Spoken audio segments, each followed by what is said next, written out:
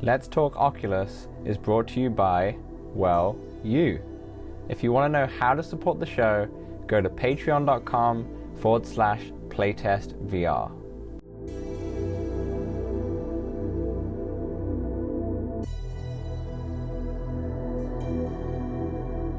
What's up, Oculus nerds? I'm Dan from Playtest VR. Welcome back to episode 36 of Let's Talk Oculus. As always, fresh from the Hogwarts hype, it's Samson. How's it going?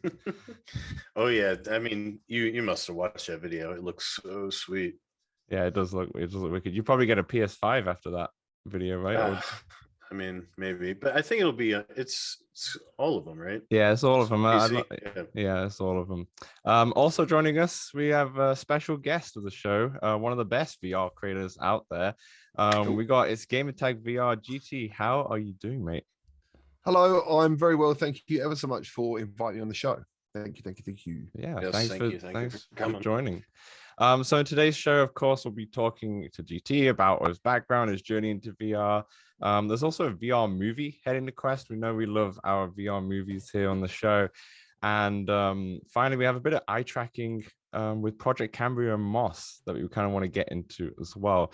All that and more, but before we get into it, some housekeeping as always. Let's Talk Oculus is normally available every Wednesday. Audio listeners can get it on all good podcast platforms and some rubbish ones as well.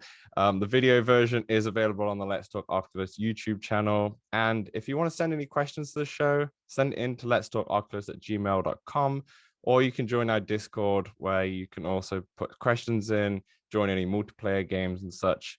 And finally, if you want to support us, throw us $1 at patreon.com/playtestvr for early access episodes. All of the links, of course, will be in the description below. All right, let's get into the show. Gamertag, let's start with you. Let's take it right back. Let's go right back, okay? Where did it all begin? When did you first pick up your VR headset and what did you play? It was April 2016 on PSVR at London Tobacco Docks, and it was a Sony demo booth, and I played... What did I play? I played Rigs, by Guerrilla Games, I think that was. There was like a tank one as well. I think it's Battlezone. Yeah. And the London Heist. They were the three games that I played.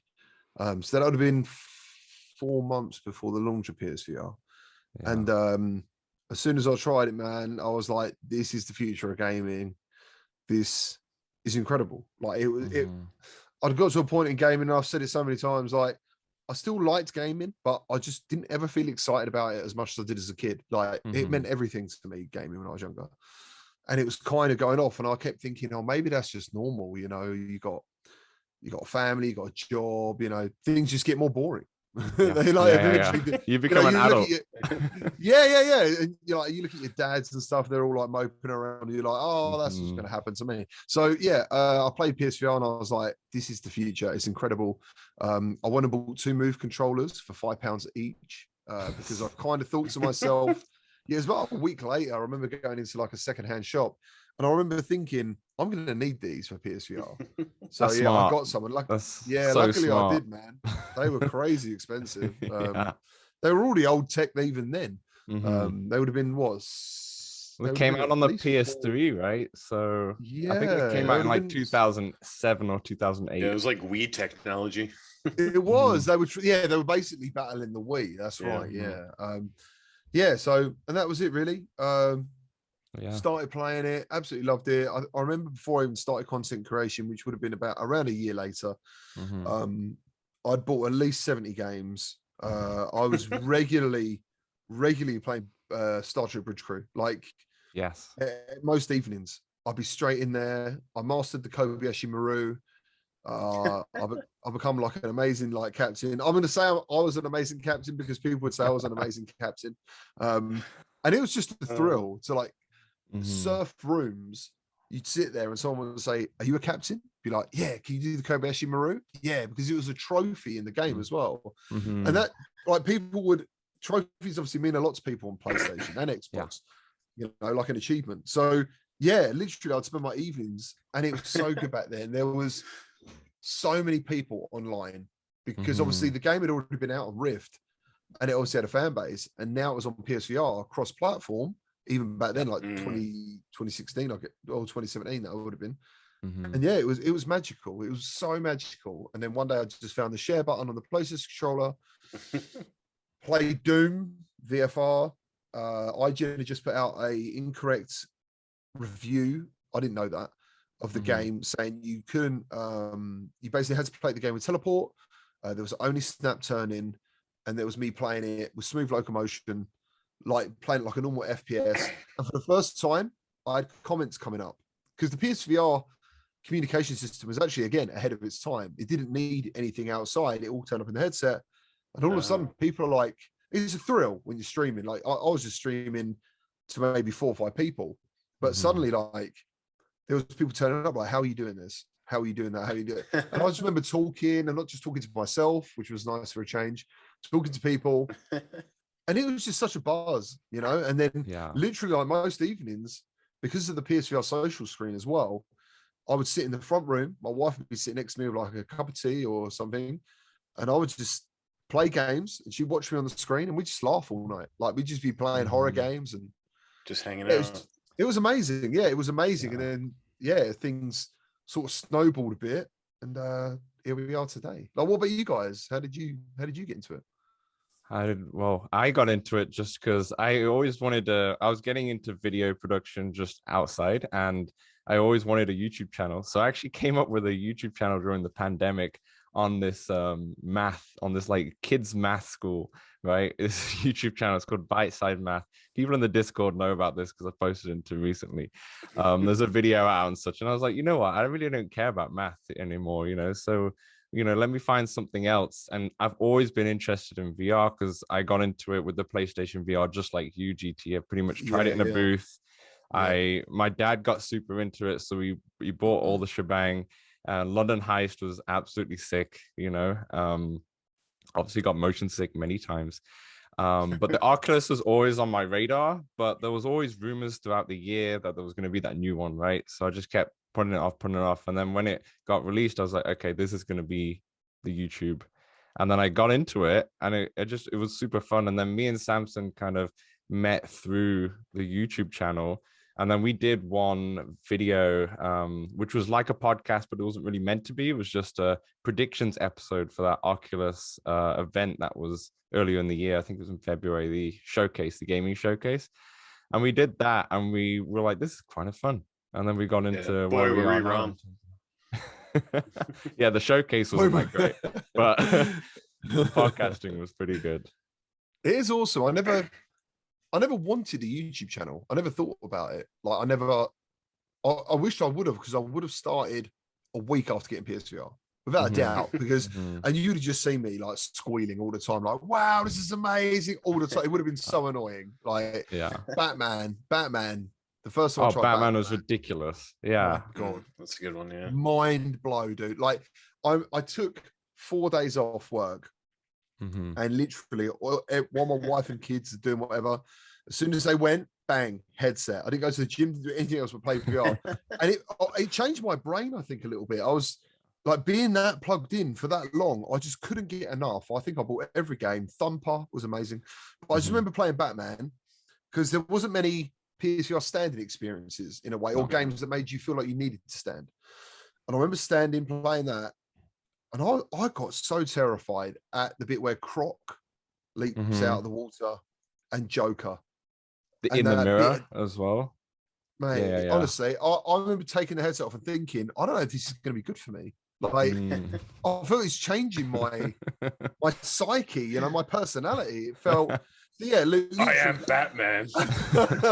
or I'm a terrified pile of cold mess on the floor. Like, my wife would come home and go, what's happened? I'd be like, oh. But yeah, I just it's changed my life. It has actually changed my life. And yeah, I didn't want to be a YouTuber, and I didn't want that. I just remember looking around and thinking there wasn't at the time anyone doing what I wanted to do, and that was simply live stream and talk in VR. Like, no one was doing that, as far as I could find, and definitely not anything I enjoyed. It was always a bit over the top, or I don't know, just it's all about impact, and I get that. I just wanted something casual, and I thought, I'll just do that myself. I think that's the best way to kind of get into it, is kind of make content for yourself or what things that you like, and then you don't want to make content for other people, because then you'll start going into a different tangent and not enjoying the whole experience, right? But it's funny how you mentioned PlayStation, because I feel like the PS4 with its share button created loads of streamers. Not VR, and definitely one of the first for VR, but in terms of just streamers in general, having that eye camera and having that share button. I remember the PlayStation, I don't know what the button was called, but it was like a live stream button. You could see all these people playing games on the PlayStation itself, right? Yeah, that's right. Yeah. And you just watch them play, and you can interact with them. Like a Twitch home screen type of it deal. Was, like basically. And it was like integrated. So it was integrated so well that it just made it so much more accessible. People don't need a PC setup or a mic setup or anything like that. They can just hit the share button and they're good to go. Plug in the mic in the controller and you're pretty good. So, PlayStation has done a lot for VR and just streaming in general, to be honest. And that's why what's it gonna do? Excited for the next one, right? Yeah, next gen is gonna be massive. You must be so hyped. I am really hyped, but I'm really hyped for the people who are putting in the work now. Like if you are out here and you've gone from this is a passion project to, do you know what? I'm actually going to invest more time. It goes from a hobby to like, do you know what? All my free time almost is going to be in VR, trying to make a YouTube channel, trying to make a really good go of it, trying to create a community. Yeah. I think when PSVR 2 happens, like that first wave of Quest, that happened with PSVR, but not everyone was around then. As this time, people are here, they're going to be ready, they're going to be covering this stuff. And, the quality of content, to be fair, is that everyone's rehearsed now. It's better. So I think it's going to be great. And I think when people come into it, it's just going to be thrilling. I did think of that because I was watching some OG Sadly Bradley videos, and he's got, while he's live streaming, like his point of view camera, which is something you just do not really see now when people are live streaming VR. You see obviously what you see in the first person headset, but you don't see like the outside first person, and that's what it was showing. I thought that was really peculiar. And he was showing just his normal room moving around and stuff like that. Yeah, exactly. And you could see like basically what his hands were doing. That's an interesting way, because obviously most of us would just have an image of ourselves, a camera pointing at us rather than a camera on us showing what we're. Yeah, it had both. It had both. Yeah. Yeah. So unless what is it? The VR? What are they called, man? But Level Up VR. I'll take it them guys, and you've seen them. They do the mixed reality thing where he'll obviously green screen his whole surroundings and then put his real arms with a camera there, and that sometimes that looks phenomenal. Sometimes that looks great. But the only reason I wouldn't do that, having a camera facing that, is because you'd see like this isn't actually a really great room. Like this side, this bit you can't see. This side is like a bed, and just stuff that my wife would be like, why are you, no one wants to see our bed and our clothes and that crappy TV in the corner, all that stuff. So it's funny because like from work I used to post, because we have like a gaming Slack channel, and I post sometimes some VR stuff, and a lot of people say, oh, I don't have the room for VR, just don't have the room. I'm like, look, I literally film my stuff and I'm in my bedroom, and look how small it is. It's literally, I'm standing in one place. And okay, there's some games that obviously won't work, like Gorn or something, maybe I'll need a bit more space. But there's a lot of experiences out there that you can just stand in one spot and you can still get fully immersed. Yeah, I'm literally 2 meters by 2 meters. Yeah, like exactly. And it's still, and even then, sometimes you still, if I had a square of that space, as at the moment, like my hands are quite lucky on the left here, there's nothing in the way, so you can like above like a couple of feet. But if you just had a wall there, I don't know how many times I would have punched walls and stuff. Like, have you had any injuries or broken no, anything in I've not VR? had any- I've had lots of cuts. Like I've cut myself loads. Well, I punch things and stuff, but yeah, never nothing. I serious. broke my parents' light when I was in at their house playing the Batman Arkham because we were throwing batarangs everywhere, and I was like, "This is sick!" And I threw it up, and I'm quite tall, so there was like a hanging light, smashed it, smashed it straight through the glass. Nice. Yeah, that's immersion for you. So I've got to admit something to y'all because I have never played PSVR. Yeah. My path into VR has been a little different, or was a little different, I guess. So I started with the Quest 1. I got it Black Friday 2019, so November 2019. And I think I mostly played Beat Saber. And and watched a bunch of YouTube, like watching videos. And I got pretty into side quests, like random old games, stuff like that. Yeah, like the ports and such. Yeah. And then eventually got more into it, got Quest 2, and just like ballooned from there. Yeah. Quest 2 is like the gateway drug, I think, to PC VR and all everything else. You know. Yeah, now I have the freaking PC. Yeah. Now you have everything. I mean, your PC setup's ridiculous. Full to the max. I need a better PC to be fair. Yeah. GT, you talked about obviously live streams. That's when you kind of started, right? What are now you do a lot of pre-recorded stuff, right? You have your 2 channels in a way. What's kind of the differences that you see? Like, do you prefer still the live stream? Is that what you most enjoy, or lives?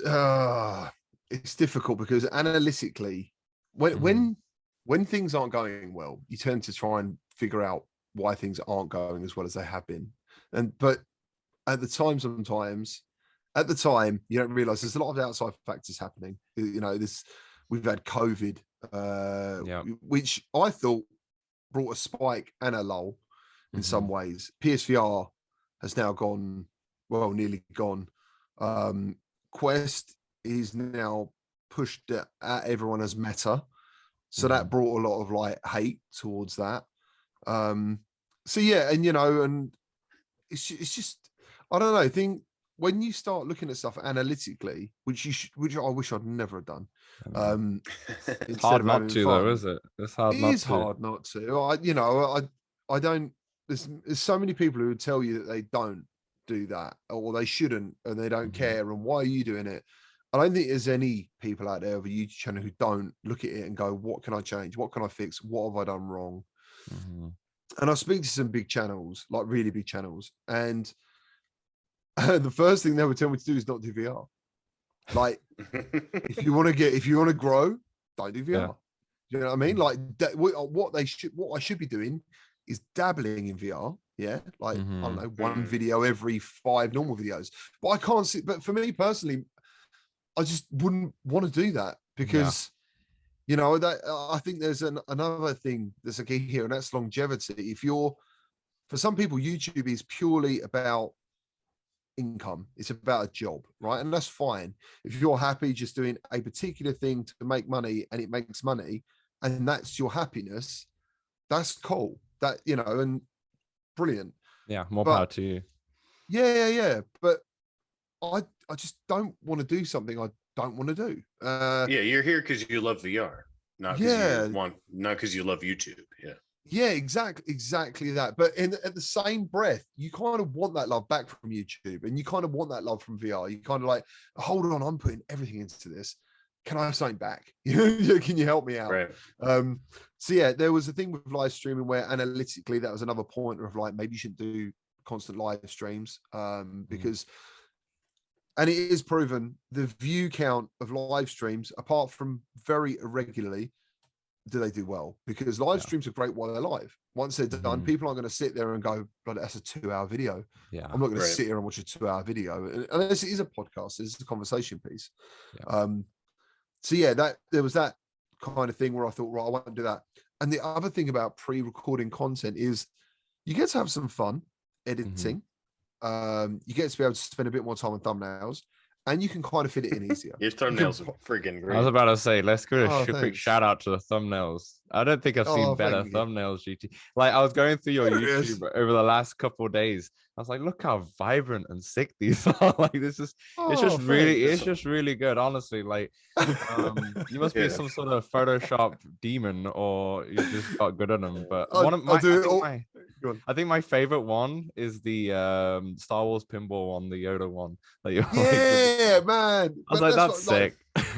That's what I'm saying. So like, you can put all that effort in, and sometimes like the Yoda one, for example, that was just such fun. But sometimes you can put loads of effort in. At the moment, VR doesn't give you the reward for it, you know, because it's weird. You could be a random channel that, like people say, if you throw enough shit at a blanket, something's going to stick, kind of thing. Yeah.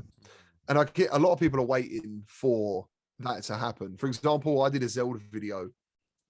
I don't know when that was now, 2020 or something. Breath of the Wild in VR, right? It's Breath of the Wild, the most and it popular one, right? Yeah. Yeah, and it was not a new video. Sadly, it's brilliant, done it. And I remember seeing his video and I was like, I've got to experience this, man. Like Breath of the Wild, even though my son hates me for saying this, he's my favorite. He's one of my favorite games. I've played all of them like back from the day, you know. But Breath of the Wild to me is an incredible open world adventure. I like that a lot. But yeah, so I remember experiencing it. It is like an 11-minute video, nothing really edited, just edited out any of the dull moments. It had terrible watch time. Like the watch time of that video is probably one of the worst on my channel. It is like 1:12. But I'm assuming watch time goes down because of the amount of views it had, because it rocketed. Like I'd never seen anything like it. I was like, what the hell? And that happens to a lot of channels. The recovery from that is the tough bit, because like recently I met a community manager. He used to be a community manager for Activision, so he dealt with all the Call of Duty guys, back in the day when it was big, Modern Warfare. And he was basically saying to me, Call of Duty went downhill before. Which Call of Duty had the first battle royale mode? Was it Black? Not Black. Was it Black Ops 3? It's either Black Ops 3 or was the Modern Warfare, like the second version of it. So not war. It was actually before Warzone, I think. Or it was an enhancement of Warzone. Warzone is now. Yeah. It's kind of similar to how it's been for a long time. I think that's Black Ops 3 then. Yeah, I think that's what you mean. Maybe that was. But Fortnite happened, right? So you had a lot of channels who are like, they made YouTube and enjoy YouTube because they love Call of Duty first-person shooters. Fortnite happens, and they're like, oh my god, look at this! Like everyone is loving this, right? And he said the amount of channels that stopped eventually over time because no one would watch anything but Fortnite. So they would go, well, I'm going to jump on this bandwagon. Suddenly, views go up. They're loving it. You know, they might be enjoying the game slightly, but they're more chasing enjoying the views. Yeah, and they're enjoying that. And as we said earlier, if that's what floats your boat, if that's what you enjoy every day, that's cool. But eventually, like everything, like you take stuff for granted or you get used to it, whatever it's going to be. Eventually they were like, oh, might make a Call of Duty video, bang, number 10. No one's watching it, and you're like, don't like that, I'll play Fortnite again, boom, it's up there again. And it must be that. And eventually they go, well, I just got to make Fortnite all the time, you know. And so I imagine the guy, they're just unhappy, they're so unhappy that, and that is what I'm always going to avoid now. I'm literally going to do what I want to do, how I want to do it. Live streams are now coming back. The second channel is purely for the podcast, and that is kind of I'm always going to do videos over live streams. Definitely, I know that, or edit live streams into videos, because analytically people are far more likely to watch the best bits. I do like that method. Yeah, that's true. Like I should have done that for yesterday's video. I just haven't had time. Like loads of fancy stuff. But yeah, so that's where it all is, you know. You mentioned time, and I do just want to say that you must spend like just an exorbitant amount of time, because like I have a hard time even finding enough time to play the amount of VR games I have. But you're like not only playing the games, you're live streaming them, you're editing, you're doing it all. And my god, man, just incredible. It's well, yeah, I don't know if it's even worth it sometimes, but it's I said to someone the other day, what suffered was my gym. Like I used to go to the gym I'd say I'd go to the gym 5 days a week minimum for at least 3 hours a day.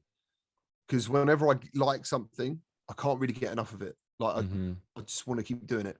So that has definitely gone downhill. Like I'm probably spending 4 hours a week in the gym now. You know what I'm saying? Like they are literally getting there, burst it in an hour, get out. Otherwise, I'm not going to be able to do anything else. I've got to get my little girl from school, possibly cook dinner, if possible, you know, if it helps. So yeah, it's just I said to someone, you know, like when you sit down and you think, oh, this feels good. Yeah, that's when I get up again.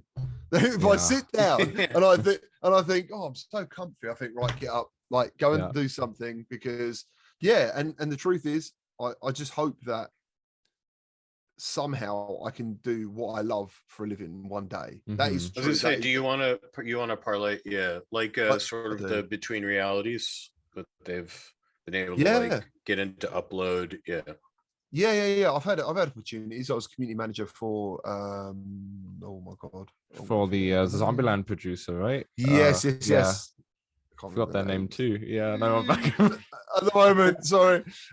So I did some work for them, and that was a really good learning curve, for good and bad. So that was good.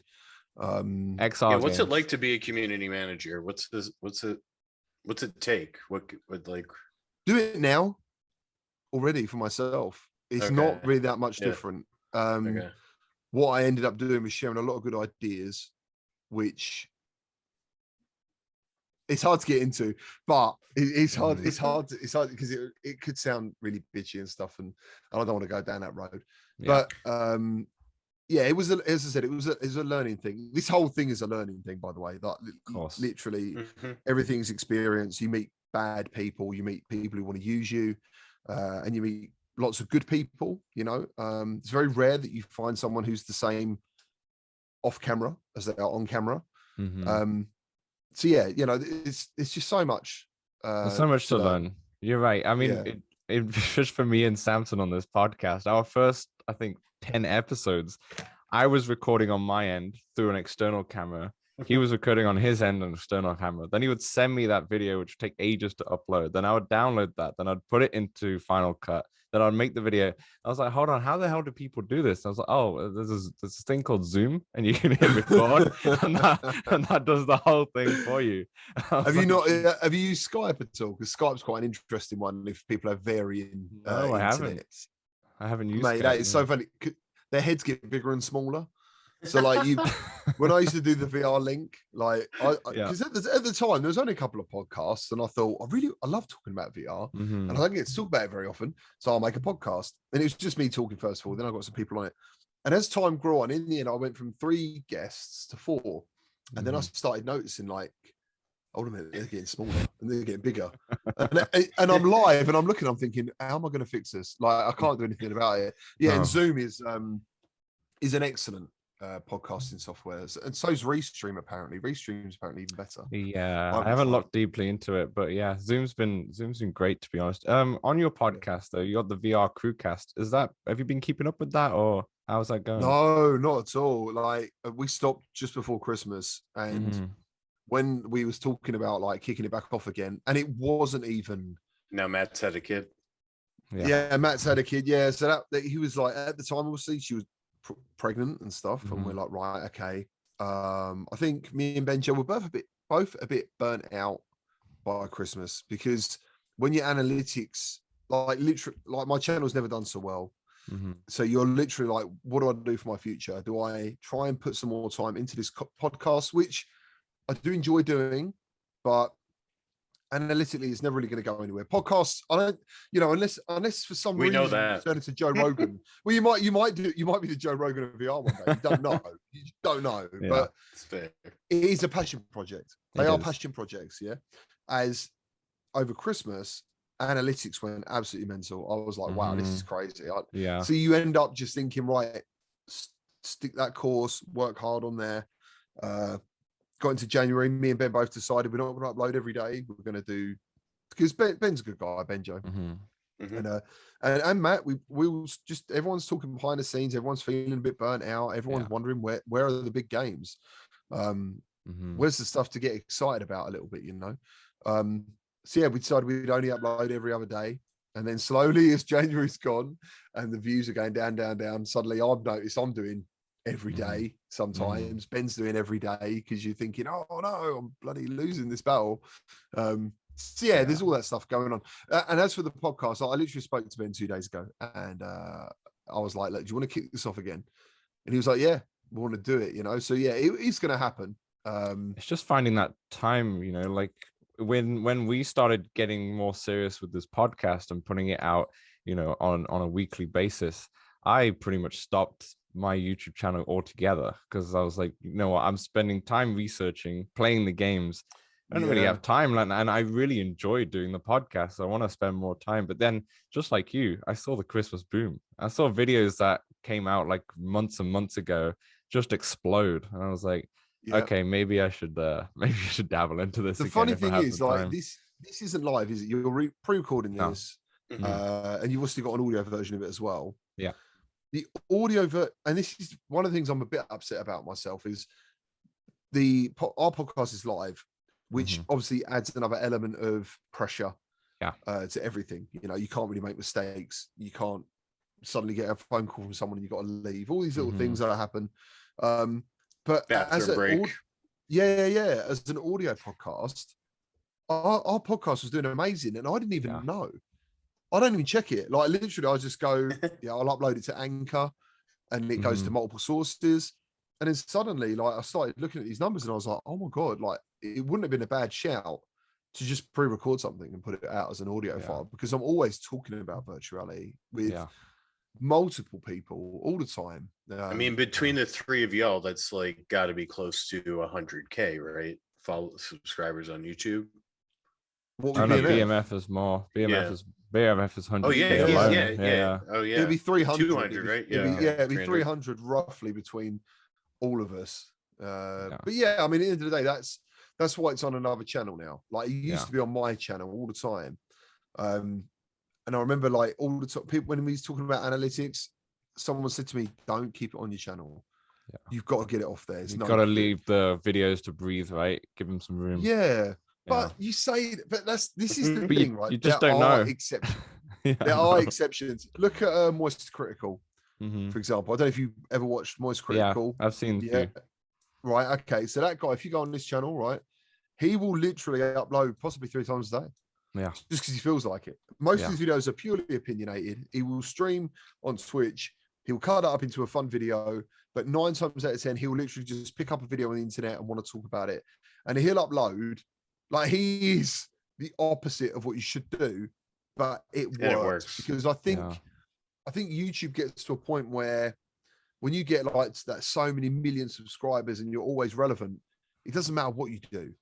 You know, it really doesn't matter what you do. Obviously, to them, it might, you know, like, I think it was Jacksepticeye the other day uploaded a thumbnail on his video and it said, look at my hair. Well, that was it. It was a picture of his hair and it was grey. And the title was, look at my hair. And I looked at the views and I was like, it's like, I don't know, 240,000 views on this video. Like, and then after you spend a long time doing like a nice thumbnail, thinking about the title and such, and then it gets much less than that, you're thinking, what am I doing wrong? And it does play it down. And YouTube doesn't help either. If you go on the analytics, it's always comparing amongst your last 10 videos. So there's always a green arrow or a red arrow. Now you see that red arrow more often than not, and that just plays a part. You know, you gotta try and avoid it, but it's hard not to. It's right in your face. Yeah, exactly that. And that's why, like, literally, you got to try and only control the things you know that are in your control. You know, and that's the problem. Most people spend a lot of time, me included, worrying about things that realistically, if you had to put it in a pigeonhole, can I actually change that? You know, it's hard to tell, though. It's hard to tell. It is hard to tell. You know, all you can do is, I think, master your craft. You know, try and get things right that you think you know fixed, and then just concentrate on trying to have a good time. That's all I can do. You know, I've got no idea how this is going to go and what's going to happen. So, well, I was going to ask, kind of on the same point here. You know, I think about a year ago or last summer, you put out the video. What was it? Things I have to change. YouTube broke me, right? That video, right? And you talked about what we're kind of speaking now and how you're gonna split the channels and such. How is what's has anything changed from that time, or is it still confusing, in terms of how to run it? At that point, I'd frustrated myself to a point about things once again that realistically I couldn't have controlled. Like I think I made enough improvements to audio, to video quality, to my setup, to everything I could think of. I was very aware of video length times, just trying to do different things. And in the end, I was like, I can't make this work. I can't force it to work. I can't, like people say to me, "Oh, you're amazing, dude. I love your videos." And I'm like, "Why don't you watch the next one then? Like, if I'm that good, why didn't you watch that next one? Why didn't you?" Blah, blah, blah. And you question yourself. You think, "What am I doing wrong?" Yeah, and I think that at that particular time, I got a little bit depressed about it, and I kept thinking to myself, "What am I going to do?" And I thought, "I know what I'm going to do. I'm going to talk about it. I'm going to talk about how I feel, what's going on." Blah, blah. And again, that video, no research, no quality production. And I mean, that was the #1 video for me at that time. For a couple of days. Let me tell you, GT, that video sort of encapsulates like something very, very like great, and something I love about you is like how you do just always keep it real. I don't know, you've been brought up a bit about like the knock price going down and how you just were very upfront about that, and just like how open and honest you are about every single video you do. Like that's why people keep coming back. They trust your views, and it's just like it's super incredible. Like everybody sort of got their thing, and your thing is definitely like, I know when I open that video, I'm going to be like, all right, do I want this game? He's going to tell me like if I should get this game or not. Yeah. So someone told me my biggest power is relatability. Yeah. That is and that could be just me in general like I try to be very accepting of people. I am literally heart on my sleeve, as in I can't really be anything other than me because I just can't be bothered. I don't like lying. I think the truth is a lion. So you just got always just tell the truth. Don't get a bit deep. When my mum was younger, she used to fabricate things about my family and certain things that happened in my past. Once I realized that those things were going on, I basically refused not to tell things how they are. I was like, that's it, man. I'm just going to stick it and not to be one of those people who's like, well, I'm going to tell them how I feel regardless. I'm not, I don't want to be like overbearing and arrogant with it, but I'm just going to try not to think too much before I speak. Yeah. Because I think, when someone does that, you can sort of tell they're not being completely themselves, which is fine. You don't have to be yourself on here. But for me, it's called YouTube, and it's about me, and I want to keep it that way. And so that's pretty much it, man. That is it. I like the fact that I think you mentioned this in that video as well. The fact that you might get. When did you watch this video? Have you watched it recently? It sounds like. Of course I did. I mean, I watched it when it came out, and I had to, I have to be on the show. I need to do my reresearch. We're a professional podcaster.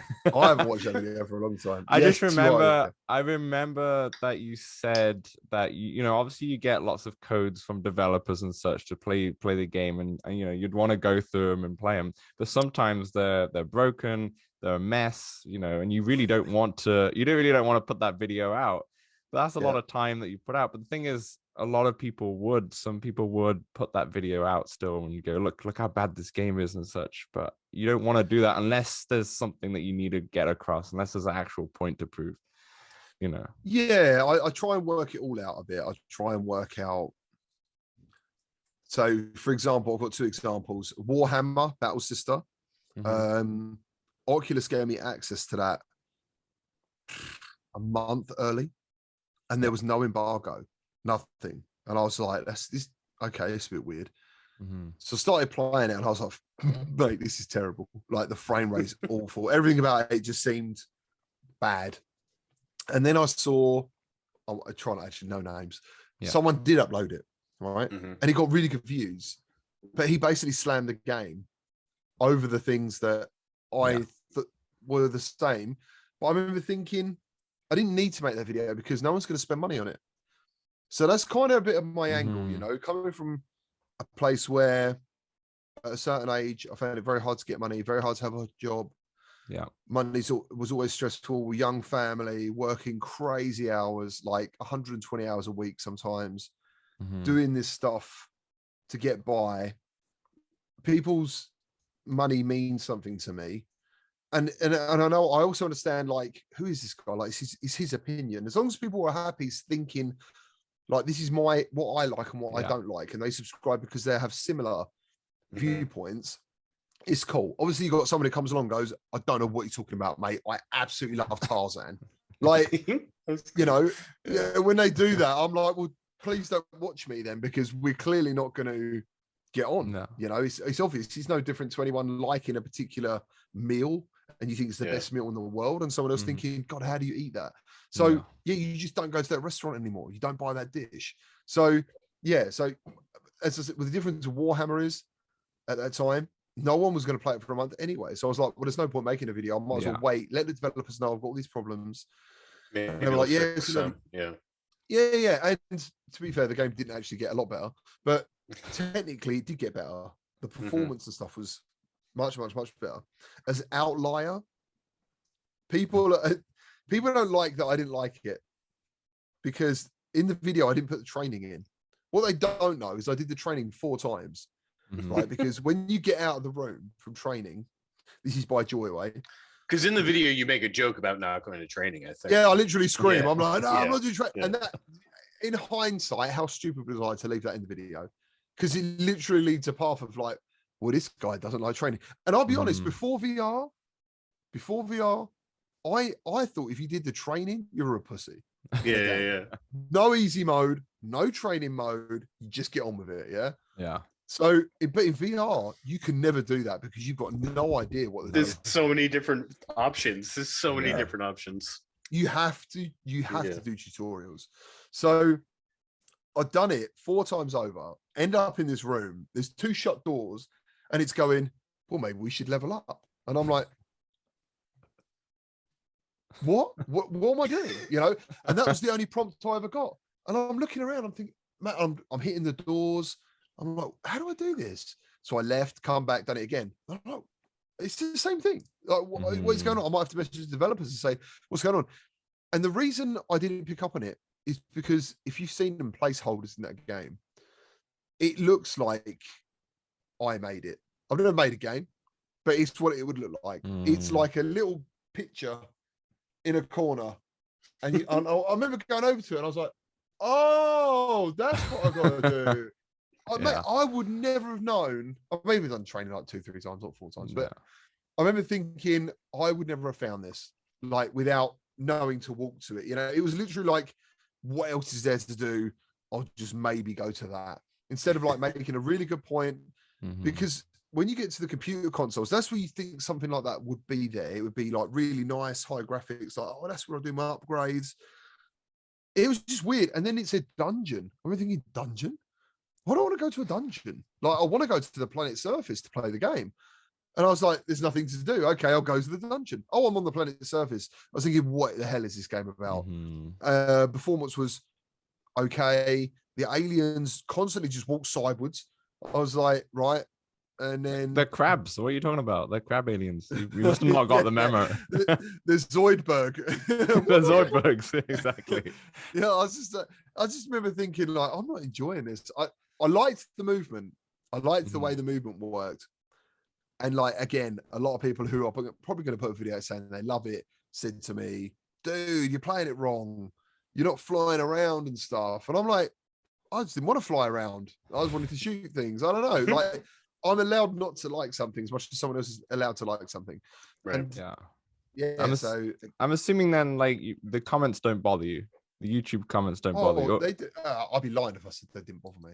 Yeah, they do bother me. They do bother me sometimes. Maybe too much. Maybe some. It literally depends on the day. It literally depends on the day. Yeah. You know, because yeah, I can, yeah, it's tough. Yeah, it's tough, but yeah. Sometimes I guess on the day you're not feeling too good, you look at a comment and he tells you to F off or whatever, and you're like, ah, okay, didn't need that, mate. As far as I know, I'm very lucky actually on my channel, and I think it's again because of how my stuff is presented and who I am. I don't get much shit, to be fair. You know, maybe they watch it and think, well, this guy is just normal and boring, so there's no point watching. He's not doing anything like flamboyantly crazy. Yeah. It's just gameplay, you know. I don't know, whatever it is, you know. I do make efforts to try and edit things and make them funny, but the only bad comments I get is pretty much if I can't play the game properly. Like my biggest video is comparing Thrill of the Fight to Creed, and there are so many comments saying, dude, you can't box to save your life. You can't fight to save your life. Yeah, they're like, who are you to comment? Who are you to make this? Yeah, who am I? Yeah, sorry, I'm not a professional here. I've not done any boxing lessons. But then I did like a follow-up on that video, actually came out last week. And I did watch back my original video. I was like, yeah, damn, I couldn't throw a punch to save my life back then. It's terrible. But now you've come back fighting and improved. That's good. You've been chasing chickens and stuff, yeah? Yeah. Your skills. Hitting some meat and running upstairs, you know. Yeah, that's it. Yeah. Oh, that's what you got to do, man. That's what you got to do. Creed was so punishing. Like between rounds, didn't you get like no break? You got like no breaks. Seconds? Yeah, there's still the problem. That's what I talk about as well. But the quest, I always found the quest version a little glitchy and such, but they fixed all that now since my last review, and it's pretty solid on quest. Does anyone actually think Creed's a better boxing game than Thrill of the Fight? Yeah, a lot of people do.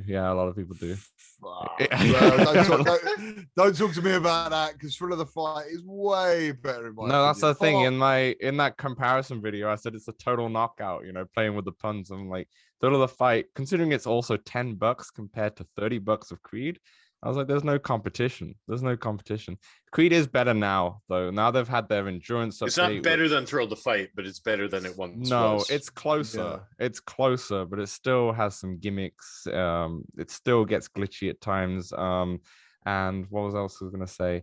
Yeah, they have this endurance mode, which takes out the stamina system, because originally they had a stamina system where if you throw too many punches, your hands will start to separate from your gloves, which didn't feel great. The endurance mode gets rid of that, so you just uses your own stamina in real life, like Thrill of the Fight, but it's only available to play in the free play mode. You can't do that multiplayer, you can't do that campaign. I don't know why they don't offer like customizability options, you know? Just let me toggle that on and off if I don't want the gamey arcadey mechanics. I want to actually be like Thrill of the Fight. But Thrill of the Fight. Sorry, go ahead, GJ. Go ahead. I was just gonna say, Creed for me was just always more colorful, more fireworks, more snazzy. It definitely looks better without a doubt, and it's definitely more eye-catching, and it is fun. But Thrill of the Fight, it's just wholesome. You know what I mean? It just feels good. Yeah, I don't know how to explain it. I thought it was a much better boxing. It's great. I thought it was a much better boxing experience over a boxing game kind of thing. I don't know, but yeah, it does what it does exceptionally well. Yeah, and not only that, Creed's got that name. Do you know what I'm saying? Like, if you one of those, there's a license. Get over that. It's beautiful. Don't get me wrong. The presentation's gorgeous, and they've got the, like with Apollo Creed, when you fight him, he does the same kind of animation at the start of the fight like he would in the film and such, and it is great. It's a good game to showcase VR to someone who's not played VR, and you're like, yeah, look at this game, this is pretty cool. But you know, if you want to, you know, Thrill of the Fight is definitely better. Before we dive into the next section, what we're playing, a couple more things. I was gonna say that sort of goes well into it. Yeah. Couple more things. What's your favorite VR game? Can't answer that. There's no point me even trying, because I don't know. I haven't actually got a best VR game. You know, do you have like a shout out of something that sticks in your mind that you really enjoy? I always, if I had to think of something, I would say Resident Evil 7 always pops to mind. Yeah, on PSVR. Half-Life Alyx is probably the best and worst thing that ever happened to VR. What's your favorite genre to play, or like type of VR game? That's even difficult, because there's so many different experiences out there. I do love horror games. I think I do love horror games. Yeah, closely followed by shooters. Yeah, like Contractors. definitely reinvigorated my love for FPS. You know, Yeah. they've done some amazing stuff with that game. I haven't dived into it recently, but yeah, I do want to get back into it. But I couldn't answer that question either, to be honest, because I think with the experiences, you kind of want a bit of everything. You know, sometimes I'm feeling, I want to do shooters, or sometimes I want to feel fitness. Sometimes I want to chill out and watch like a VR movie or play something like Moss, as we'll talk about later. Yeah. So just be there for everything, every time. Yeah, that's why when like people ask why I don't make the best VR game list, because I wouldn't know where to start. Like I could probably go down the road, it'd be like top 50, top 100, and when am I going to get the time to make that video? And I've done a couple, but it always changes. And yeah, I think genre is probably the best question, really. What's the best game of that genre for you? That'd be a better way of shout out to Mateo, who ranks his entire library of VR games. Man, like that video comes up as a recommended to me all the time. It's a great it was his first million. His first million. Yeah, I've never watched it. Don't tell him that. I've never watched it. That's all right. He has enough viewers. It is long. I don't even care what his best stuff. Personally, I don't. If I sat here talking to him, it wouldn't be the first question that comes to my mind. You know what I mean? I'd just be like, "Oh, why aren't your arms hairy?" People love that stuff. People love lists. People love lists. They do. Yeah, they do love lists. Yeah, they do. I don't. The final thing I was going to ask you, what kind of VR headset do you predominantly play? Like, do you normally do PC VR because of the streaming, or do you dive into all three, shall I say? No, so I've only got Quest 2 now, and PSVR. Only two I've got. PSVR, unless I constantly wanted to go into the back catalogue, which would be easy to do because there is some great games on there. Predominantly, without a doubt, it's the Quest 2. And I would say it's a 50-50 mix of PC and Quest. So a lot of Quest games for me don't necessarily have the longevity of PC VR games. So I end up putting out a lot of new games, but I tend to do more playthroughs of PC VR games. And also look better, right? They also look better to showcase on YouTube. Dude, like I've had a meeting with Meta about the features that we need for the next Quest for content capture. And it was amazing, the stuff they didn't know. I was like, yeah, your audio only comes out on the left. They went, does it? I went, yeah. Like in the year 2022, you've got mono sound on your recordings. And they don't believe it. I'm like, yeah. It's in a square format. I'm like, it's not actually like right for mobile. It's not right for a TV. I don't know whose format we're watching. What is that? Frame rate. I'm like 30 frames. Like, what games look good at 30 frames? All this stuff that I literally told them so many different things. And then, I remember like 2 months later, someone from the Oculus team tweeted, what features would you like to see on the next Quest? And I instantly DM'd him and I went, you are fucking kidding me. Like, I literally went out of my way, my free time, to sit down with a meeting with whoever they are. I don't know who they are, like 4 or 5 people. And you're just going to ask Twitter. Go through it, and then you're just going to ask. I'm telling you now. And that's the worst thing. That is so that is so, like, I guess, arrogant of me, because I'm like, yeah, I'm the only one who has an opinion. And, that's not right. But I was kind of thinking, you haven't even started any work on the features I've mentioned. Yeah. You haven't added anything. In fact, you're still trying to ask. Yeah. Yeah. Like the other day, I went to cast Knock, and no one could hear me speak in the game, because if you cast, they mute your mic now. Oh, they do. Really? I didn't know that. Yeah. So well, it actually, I think it was on the original Quest that was an issue, right? And I remember loads of people saying, guys, you got to fix this, because you can't play a multiplayer game. You can't cast a multiplayer game because you can't talk to anyone. And suddenly, with the new update with the meta symbol, we've gone back. It's gone. And and it caught me out live. And at that moment, like, if I didn't have any layers, I would have just gone, fuck, what I mean, and thrown a headset at the camera and just gone, no, I'm done. But instead, I'm like, hold on, guys, what I'm gonna do, but inside, I am breaking and I'm on fire. It's embarrassing as well. Wait, so that's now come back? You saying like now you can't cast anymore? Is that problem? No, right as of right now, if you cast today and you two wanted to play a game, multiplayer game, you would be able to talk to each other. That's a joke. Yeah. Damn. That's a joke. Wow. I found it's weird how they've brought that back. That doesn't make any sense. Unless it's just knock. It was the thing that hasn't happened for such a long time. Mm-hmm. Like I know Midlife Gamers, he streams all the time, through Google Chromecast. And I remember playing with him on Grapple Tournament. Yeah. So obviously if we're talking and he's casting, it's working. So, for him, he was like, damn, yeah, that just hit me as well. I'm live streaming. I went to talk to someone in Rec Room or something, and it's like, they can't hear me. So damn. You don't even get a warning, dude. It's just, they just push an update, deal with it. No one's casting this stuff anyway. Get on with it. Yeah, we had an issue once before as well when they brought where you can now record your mic whilst you're recording gameplay, not casting, just like recording gameplay. And I remember me and Samson did a Forever Bowl video. I think you and BMF did one as well, like when they came out with like an update or such. And I recorded it. I was like, oh no, we've got audio in the actual game and there's no option to toggle it on or off at the time. Now there is. Now you can it will come up with a logo and say, hey, this is going to record it. Do you want to turn your mic off and such? And I'm like, oh, okay, now I can do it. Which is what you need for casting, really. Yeah. You need that for casting as well, because you need to record both, Yeah. So yeah, very strange. Sure. Very strange. I immediately let them know, all my contacts. So hopefully try and get that sorted, because I know there's some people out there who literally rely on growing a channel on that, so yeah, all on that. And then you put out a feature like that and that's their channel pretty much done. Yeah. Let's move on. What we've been playing. Samson, what have you been playing this week?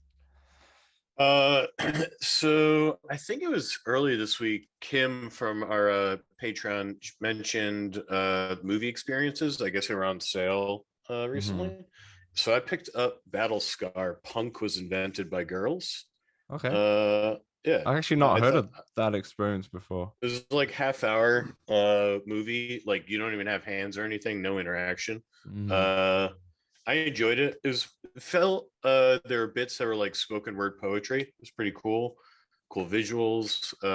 There's one part where you ride a motorcycle for like 10 seconds. I kind of wish it was longer, but what's it about? Because I don't know anything about it. No. Yeah, it's about a punk girl who takes joins with another girl who's like trying to be punky, who's a poet. One wants to, and then they sort of make a band. It's broken up into 3 parts, about 10 minutes or so each part.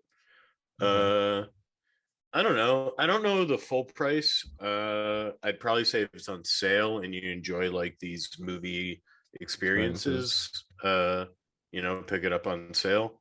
Yeah. Anything else you've been playing? And then I hopped in Neos a few times. Skiva showed me around a couple worlds that were very cool. Was a sort of clock world where you walk through and there's this gear. I guess it's clock and gears. You felt like you walking through Hugo, if you've seen that movie. And then another one that was just the universe, which was orders of magnitude, I guess. So you could go through time basically and see bees, mice, every planet's solar systems, and everything's to scale. And you can kind of grab, like Kai grabbed a bee and was just making it bigger and smaller, and everything was getting bigger and smaller with it. And then you can just like fast forward and rewind time insanely fast. Motion sick inducing, so I shut my eyes while that happened. It's remarkable what you can do in Neos, to be honest. People make some mad things. It's wild, but I'll be honest, I wish I was like more creative. Like you can do so much in it, and I'm just like, I just don't know what like you can make this and this and this, and I'm just like, but I don't have the mind where to start. for it. I don't know. Yeah. It's literally, I think all creativity comes from what is there out there you want to do that you can't do. And that's, like, I personally don't know. Like the guy from Level Up VR, he Biohazard, he's put Tron in Neos. You can ride the bikes, you can visit parts of the movie, you know. That's something he's obviously personally always wanted to see in VR. So to try to create that. For me, I've obviously played Creed, which I mentioned earlier. I also played Replica, and Replica is on App Lab. And I don't know if you two have heard of Replica at all. Replica, I think I've played that. Is that the one where like you go upside down and you move around and stuff? No, there's actually nothing like that. No, District M. That's District M, I think. That's right? District M. Replica is an AI bot, right? So I saw it on. Yes. Oh, the lady. Yeah. Obscure Nerd VR put it on Twitter, and I was like, I gotta try this. So essentially, you go in, you can choose your avatar. So you can be it can be a woman, it can be a man. There's like a bunch of different type of avatars in there, for your AI, and then you can call it a name. So I picked a girl and I called it Kate. Kate came in front of me. I started asking questions. So I was like, okay, where are you from? And she goes, oh, I'm from Albuquerque. I really like it. It's beautiful. And then I asked more. I was like, okay, what do you like about it? And she said, yeah, I love art in particular. So I said, okay, what do you like about the art? And then she goes into more detail. She goes into Picasso and Van Gogh. I'm like, okay, what kind of Van Gogh paintings do you like? Then she names a bunch of Van Gogh paintings that she loves. And I'm like, what the fudge is going on? And it gets pretty deep. It gets really, really deep. It's actually, I don't know if you've seen the film Her with Joaquin Phoenix. He kind of falls in love with an AI. But essentially what it's meant to be is an AI. You go in, you talk to your AI character, you have to log in, you have to create an account, but you develop its personality and you develop its mind. And essentially you can go in and do anything you want. So you can go in, sit there, and you just have a talk about, I don't know, you can talk deeply, you can talk about mental health or something, and they respond to you.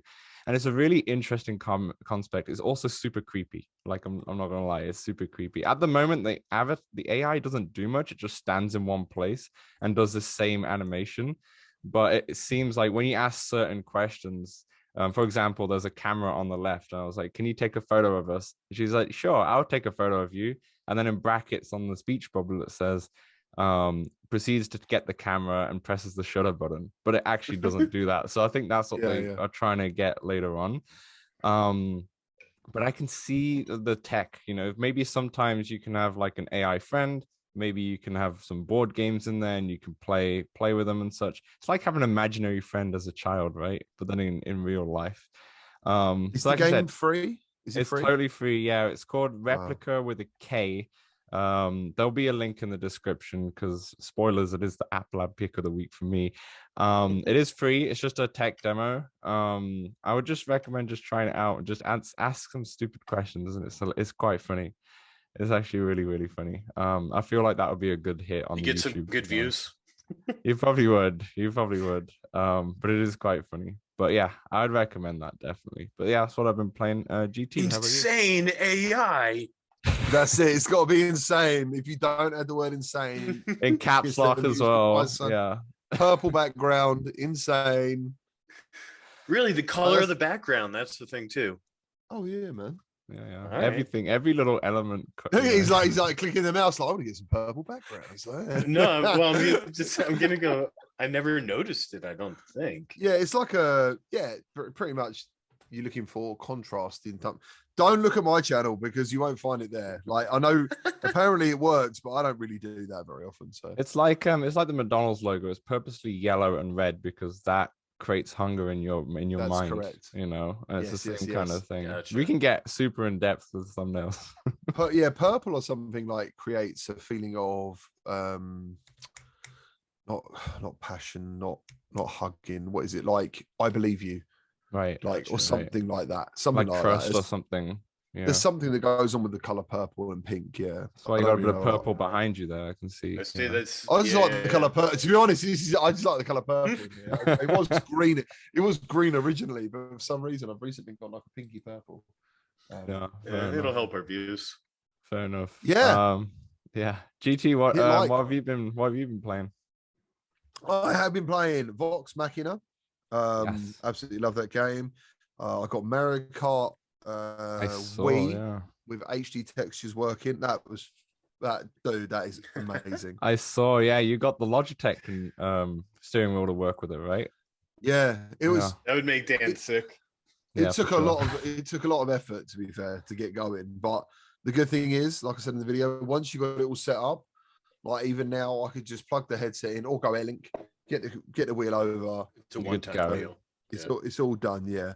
Mhm. Then I did a paid promotion of PokerStars VR for Meta called Mhm. Quest Nights, I think it was. Yeah, we did Same as one you guys, for the Quest Walkabout. Nights. Yeah. Yeah. Outlier, we spoke about that earlier. Didn't do a review on Alvo, but I did do like my experiences of Alvo on the run up because I've been playing that game for quite a few weeks. Mhm.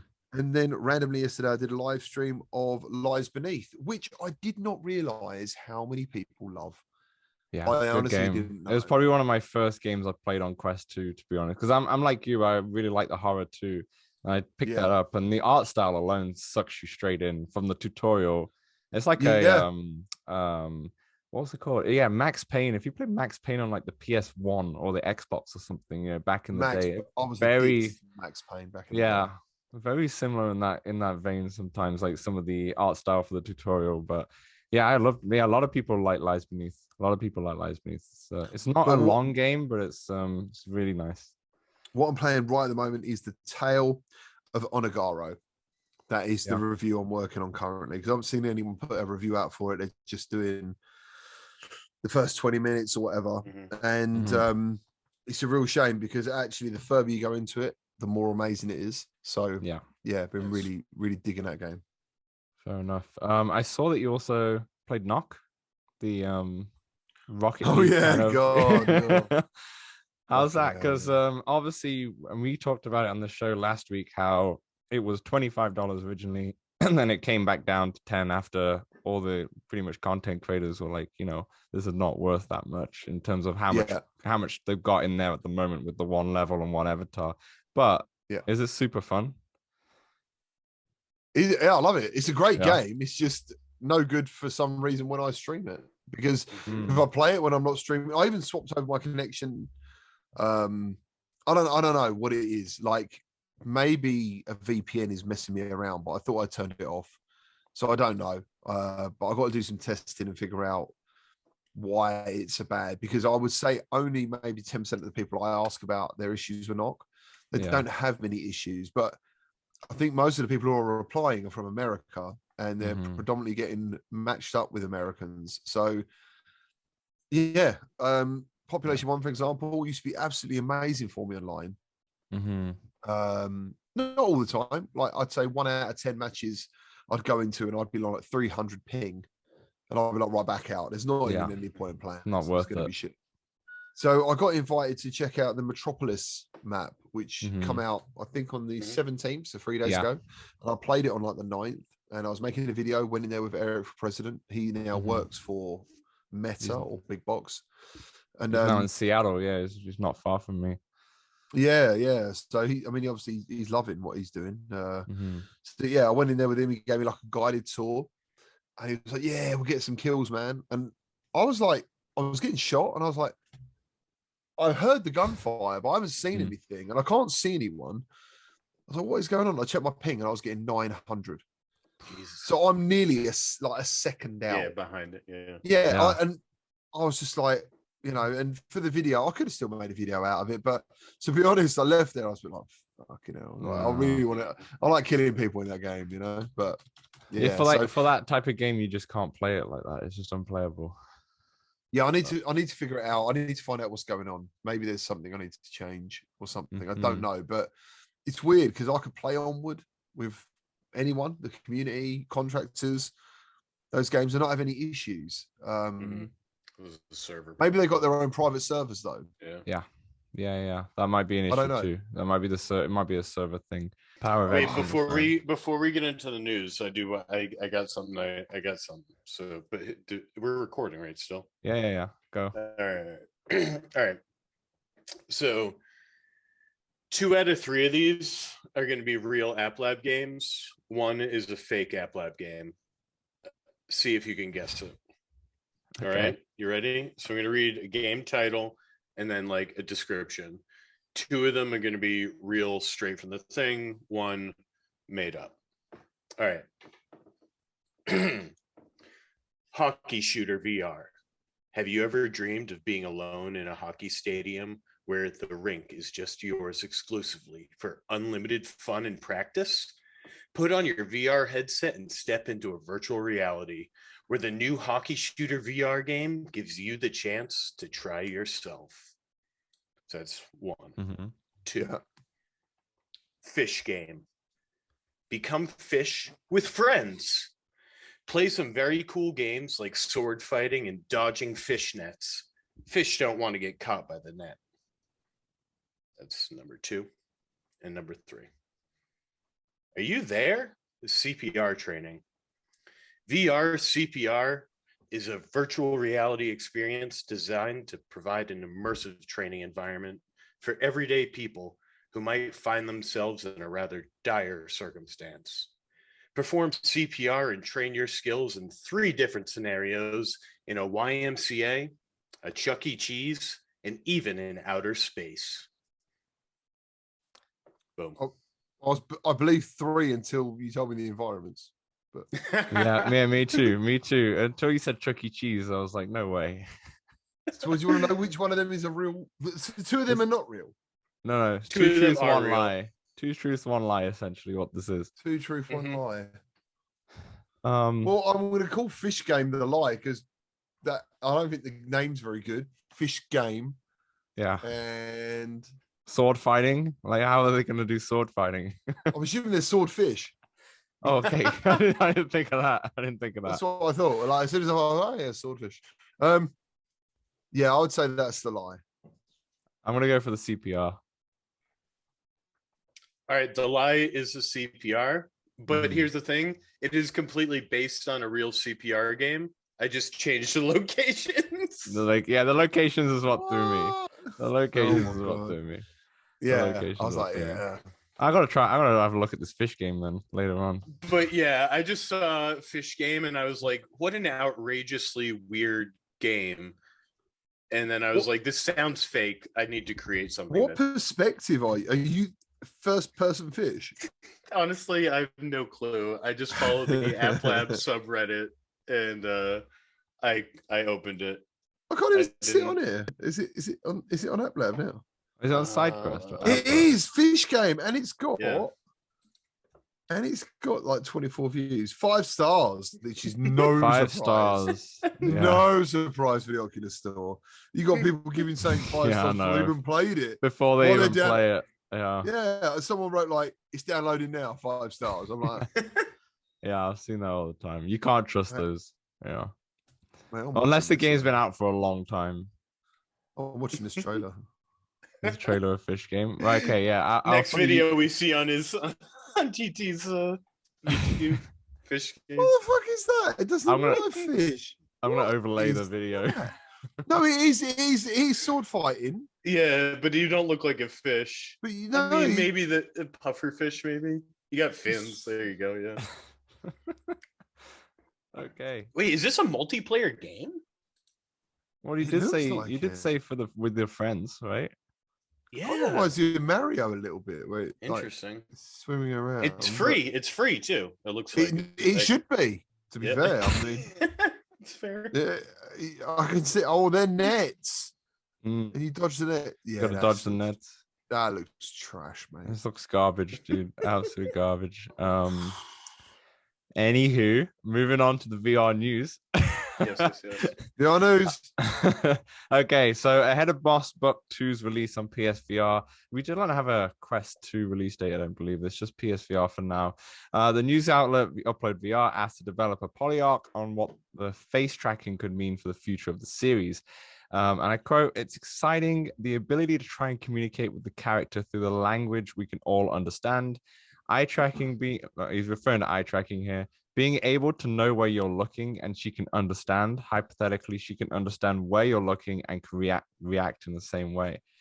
I wanted to bring this up because I've always thought eye tracking as just a social experience, right? You're in your Zoom, you're in your Horizon workrooms and such, and eye tracking makes sense there, right? So you can have a proper one-to-one connection. I never thought it as a game mechanic, you know. I don't know if any of you two have thought about it as a game mechanic at all. Like, how could you use it?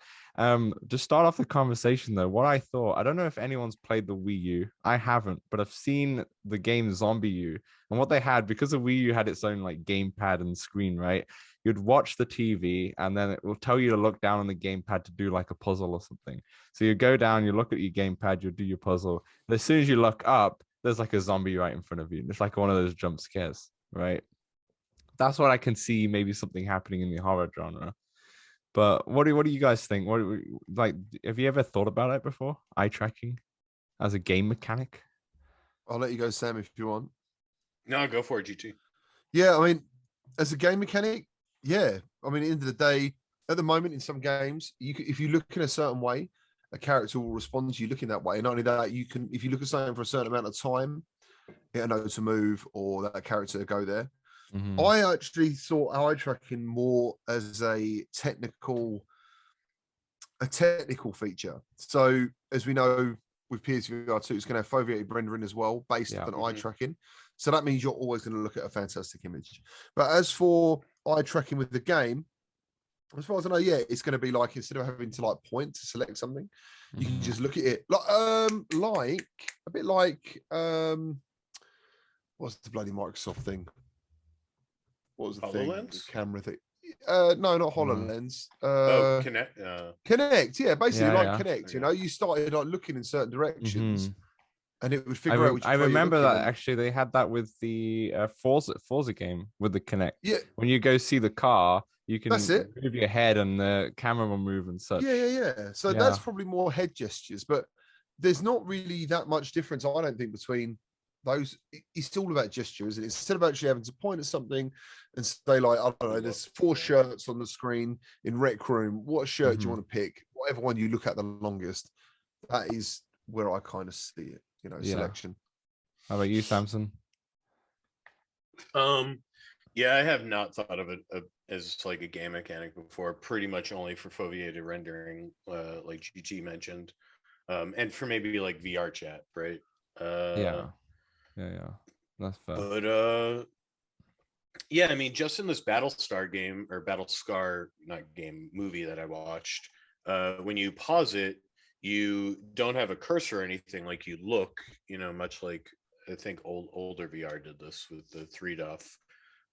But you look at play and then it fills a circle, and that's how you press the button. So yeah, that would be easier done with just eyes than just your eyes or so. And it makes sense in Moss, right? Because you're sort of controlling, it's more of a platformer, right? You're controlling this little character, so it makes sense for things to move with your eyes potentially. And or it'd be cool if you could interact with your little dude with, you know, and it would know when you're looking at her. Yeah, fair. Just on Moss though, because we might as well speak about it a little bit. Like I said, it's not got any Quest release date or anything. It's currently just coming out on PSVR. I believe this month or April. Sorry. PSVR is pretty much, like we spoke about, GT, pretty much gone in terms of the YouTube sense. You know, you got to be so careful though. You got to be so careful because you're gonna have PSVR people like going, yeah. Like, what are you talking about? Don't worry, they're not listening. But do you think? Yeah, literally. No, just kidding. You think literally. I do, but I think it's about money. You know, So if I wasn't on this podcast, I still might do it. I was going to make an opinion video about this because Moss, I believe, was a 1-year exclusive back in the day, maybe in 2018. I'm guessing, but that made sense because PSVR was the headset. And then it comes to Quest, and I don't know how well it did on Quest. It'd be interesting to know the numbers. But in 2022, and even in 2021, I would have asked, like, all the games that have pretty much come to PSVR are paid for by Sony in some way. Yeah, Fract, for example, Sony would have gone, here's some cash, make us a game. Yeah, keep things moving, right? if you said to them developers, those developers wouldn't have made a PSVR game only. Look, because there's no money to be made at the moment in terms of, you know, the cost of making it to what you're going to make. And when I speak to developers, they're like, yeah, like PSVR is the worst performing platform at the moment for them, you know. And after the fall, for example, is the latest version. But yeah, obviously they want to care about the community, and there is money to be made, and we've got future generations. But you wouldn't just put a game on that one platform. Yeah. So I think Polyarc have got a good relationship with Sony. Sony have come along and gone, Moss Book 2, like an exclusive again, blah, blah, blah. And I'll be, if I was them, I'd be thinking, hell yeah, dude. PSVR 2 as well. Like, we're working together. I don't know what the money is. I don't know. You know, I did know about A Game, the money. It's good money. So, but I would definitely not push for a year. I'd be like, let's maybe give it 3-6 months. It can't be a whole year, surely. I don't know, you know. But it's interesting because a year's a long time. We saw it on talking about flat screen games. Tomb Raider, for example, came out on the Xbox. It was exclusive for it for a year as well. And Xbox did a lot of only exclusives when the Xbox One came out. And everyone said at the time, going, okay, it's a year exclusive, whatever. Not many people are going to play it on Xbox. When it comes out in a year's time on the other platforms, it's going to be like a new release date and be like a new game. But it doesn't hit like that. It doesn't hit like that. The numbers are much lower when it comes out again a year later. The pricing is also suspect. They go, hold on, this game came out a year later. Why is it still full price? Change it. It's not like just releasing your game twice. You know, if it's a year long, that's a long time. But you're right. Getting into bed with Sony is not a bad idea either, you know, because they were great. They led the VR in a way when it first came out, and obviously it's teetered away because we have competitors. Their tech is pretty old now, especially with those controllers, you know, let alone the controllers, just say. Yeah. But when PSVR 2 comes out, it's going to revolutionize again. Those controllers are going to be beautiful. I can't wait to play them, you know, with that. Yep. And if they're in bed with them, if they've got a good relationship, you know, who knows what they could do in the future. And maybe Polyarc gets bought out by Sony, you know, one day as well. So yeah, whatever it is, dude, relationships, you know, right? I just don't think being on PSVR is the drive. Right. That's all I'm saying. You know, like, I don't think developers will go, we're going to make a PSVR game. You know, Fract, for example. Yeah. I loved Fract. I thought it was really good. I was very privileged to play it actually a year before it launched, in like a state where everything was grey, just grey 3D blocks. And that movement system of like grabbing things and covering and stuff, it felt amazing. So that would have been in 2020 or 2021, beginning of 2021. And I was like, Full Phantom Covert Ops was launched. And I remember thinking like, yeah, this is going to be great. I didn't realize it was strictly for PSVR at the time. Because I think that game would have done so well. Would have been amazing, yeah. That art style is phenomenal. I love it. Yeah. Like the same as Lies Beneath. It's that cel-shaded comic book thing, and it's a beautiful game. And I've no doubt that eventually that will see elsewhere. You know, I'd love because I would love to say I could say it to them and they would answer me, but they wouldn't. I couldn't share it. How well did it sell?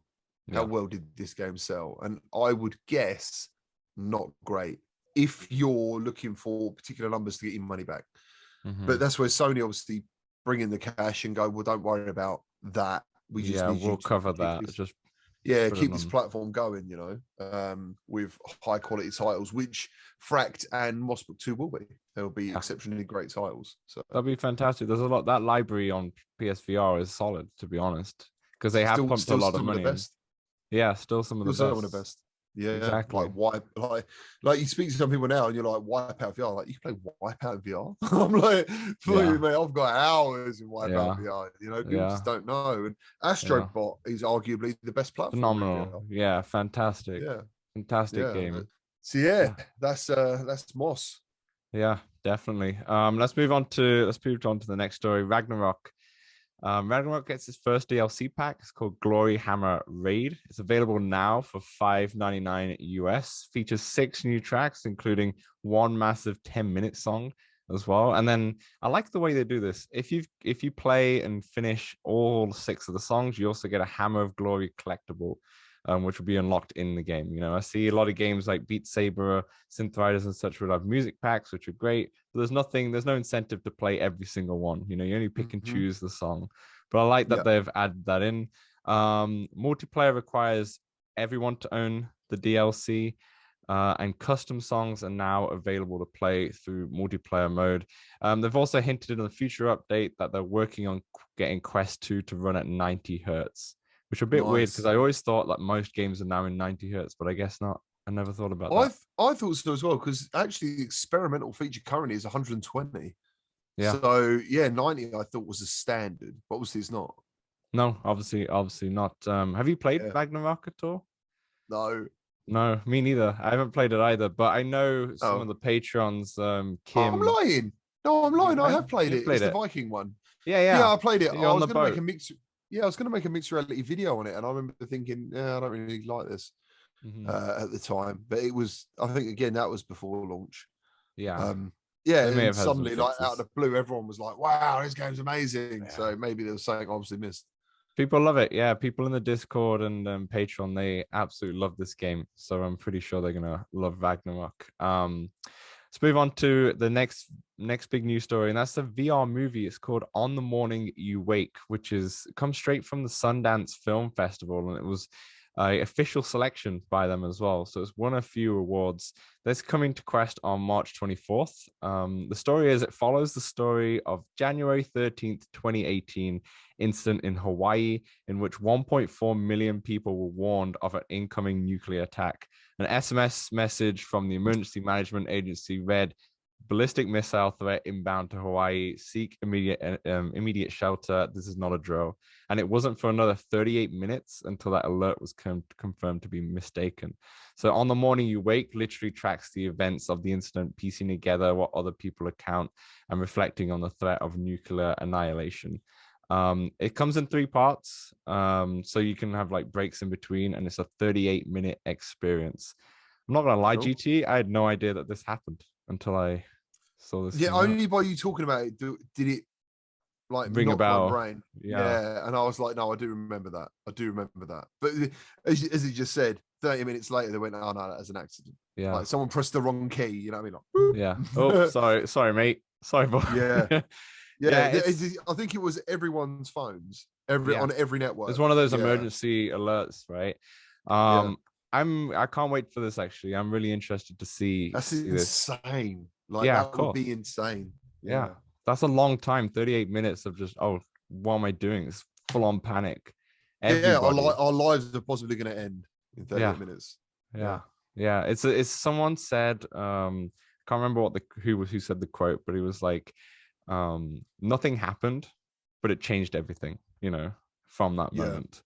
I think it's going to be a powerful documentary. You can watch it in 2D flat screen. It's available on some of the film festival websites, but I feel like you'd want to experience it in 360 in VR. I think it's going to be quite impactful.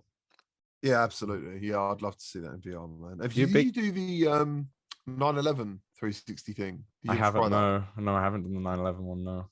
I recently went to New York and visited the 9/11 site and stuff, and I'm so appreciative of seeing it in VR before I went there, because even in the 360 thing, like you look up and it is like as far as the eye can see upwards, looking at these towers. Wait, I have done this. Yeah, I have done this, because you're literally there on the you're there in New York now, don't you? And you can see the memorial and such, and then you go and then you go into the building, and like you're there when the plane strikes, and you see paper going outside the windows. There's these computers running like Windows 95. Yeah, I remember all these little things. Yeah, it's insane, dude. It's insane. I did a video on it, and people think I'm talking shit. I'm sure they do, but it stops at 9 minutes 11 seconds. Like, I didn't do that on purpose, but people comment on it like, "Oh my god, this guy stopped at 9/11. How amazing!" And all this. And I'm like, that is actually an accident. And it sounds like bullshit, but it's not. It's just what it is. I just find it interesting. People keep picking up on it, I never noticed that, but on your video. But that's really, I mean, the VR storytelling is very impactful, right? You've got stuff like 9/11 that we spoke about. Last month I spoke because it was Black History Month, there was a couple of really, really good documentaries that were they weren't filmed in VR originally, but they made it work, and it's a little bit of a different level of immersion, because you feel like you're now there, on the site or in the moment, right? More than just watching just a documentary. So I'm excited for this, because I think it's going to be a very, very good VR movie. Yeah, for sure. I'm definitely going to watch it. Yeah. So that's On the Morning You Wake. That's on March 24th. Finally, VR Awards 2022 is set to return to London this year. It's on November 3rd, and I think last year Demio won the best VR title. It also looks at different pieces of hardware, enterprise, and healthcare as well. Nominations will open on April 25th. GT, you going to be going? Possibly, yeah. There was talk of us hiring a table. Yeah, I know a bit of Benjo put that out, didn't he? I remember seeing that. Yeah. And if you get you fill the table, it's like £150 each. But yeah, I've worked with the VR Awards. I helped them out in 2020. I was on the judging panel, went to London, done film. It was my first time on a video filming set with all the lighting and makeup and stuff like that. It's a bit weird. But yeah, really had a good time and really enjoyed it. And if I can go, definitely I will go. Definitely, yeah. Awesome. Sweet. So obviously, I'd ask you if you were going, but that'd be a very long way for you to go. If I'm around, I'm actually in UK in late October, but I think I'll be back Vancouver before those awards start, unfortunately. But we'll see. Finally, games out this week. Vermilion. I'll read the first one. So we got Vermilion. It comes out on the 24th of March. It's been out on PC VR for a little while now. I think it goes for $20 US. There's no pricing come out for the Quest 2 yet. But the description is, if you've ever watched a painter at work, you've undoubtedly felt the urge to try it yourself. But getting an easel, is that what they're called? Is that what the tool is called? An easel? I guess so. Getting an easel and experience supplies is serious commitment. Vermilion brings professional painting equipment into your own room using path-through. If you need some time off from the real world, who doesn't? You can immerse yourself in painting in a painting session by disappearing into one of the studio environments. Once you're done, share your masterpiece directly on the Facebook as an image, or create beautifully vanished 3D model export in your VR home.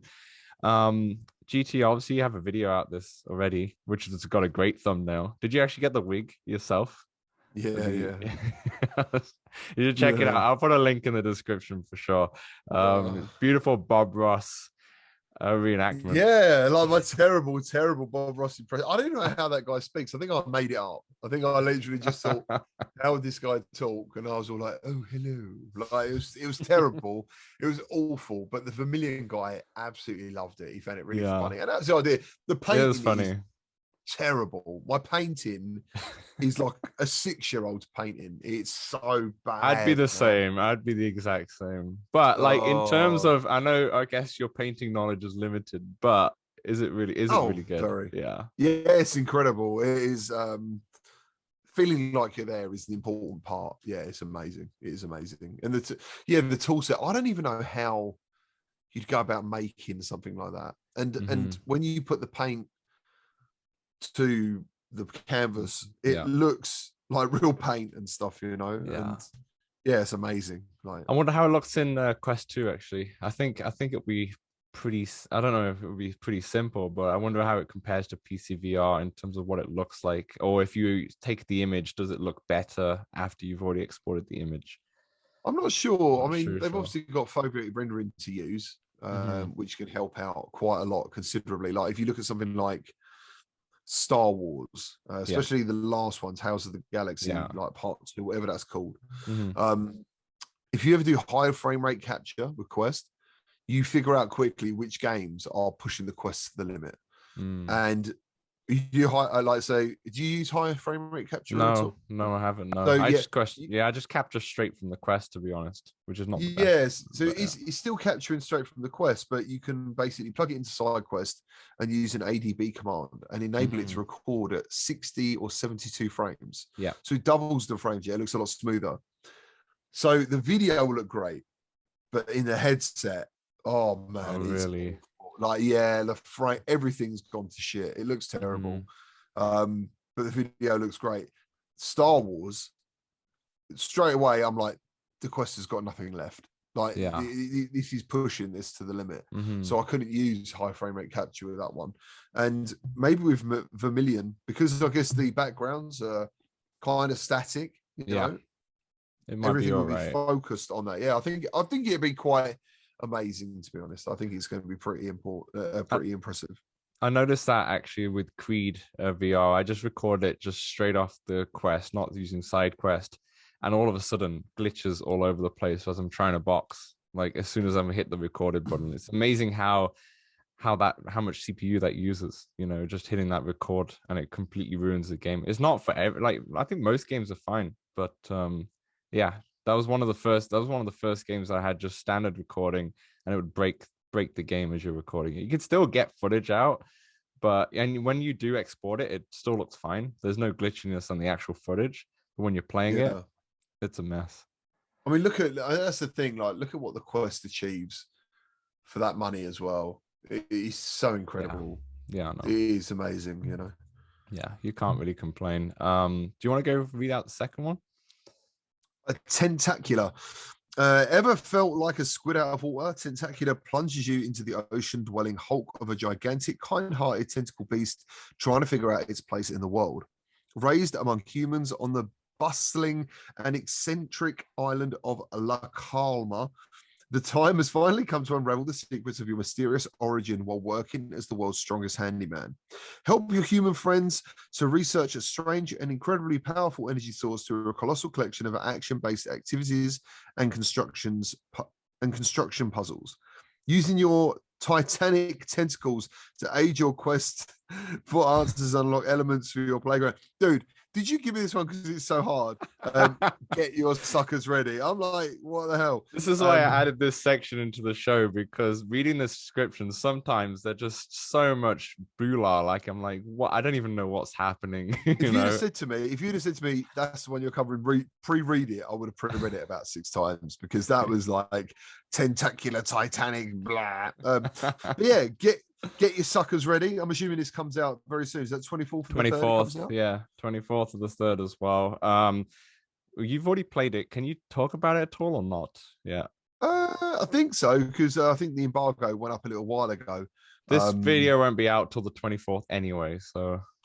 Yeah, so I'll be honest, I enjoyed the interactivity of it, but I got bored pretty quickly. Yeah. Personally. It's just not. It's not really my type of game, I don't think. Like, it was nice to like pick up stuff with these tentacles, and the tentacles feel great, and it's kind of cutesy. But I played it, and then I forgot I even had it. Yeah, it's one of those. It's one of those experiences. Yeah, it either resonates you or it just doesn't. It's just kind of nice. It does look nice. Like it's nice art style. At least it looks like. You can obviously mess around with the world in terms of just, it's like ragdoll physics kind of thing, right? But then you can the best thing. Yeah, just playing around and mucking around. Yeah, that's that's the problem. I found myself only doing that, throwing containers and people into the sea, and like it says about being. When I was reading it, I sort of laughed in my head, where it says, "Help your human friends with you're a kind." Is it kind-hearted? It said there somewhere. Help your human friends to research strange and incredibly powerful energy.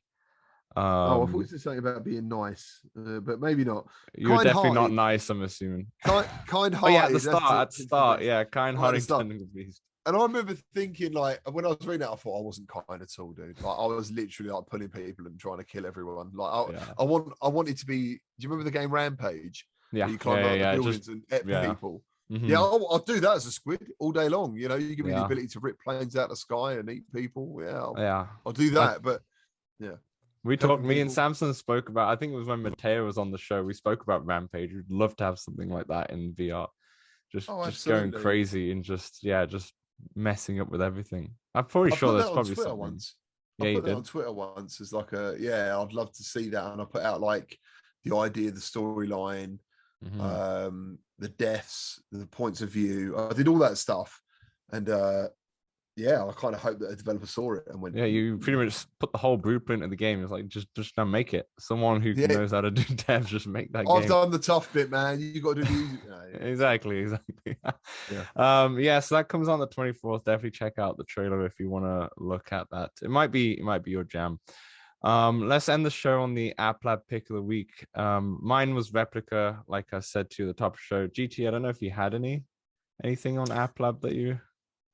For App Lab, let me just quickly jump into my library, because I always do download something from App Lab, just having a look around. And just dive through. Oh yeah, I know what I did. I download there's two things actually. One called Type 11. Okay. Which is Star Trek.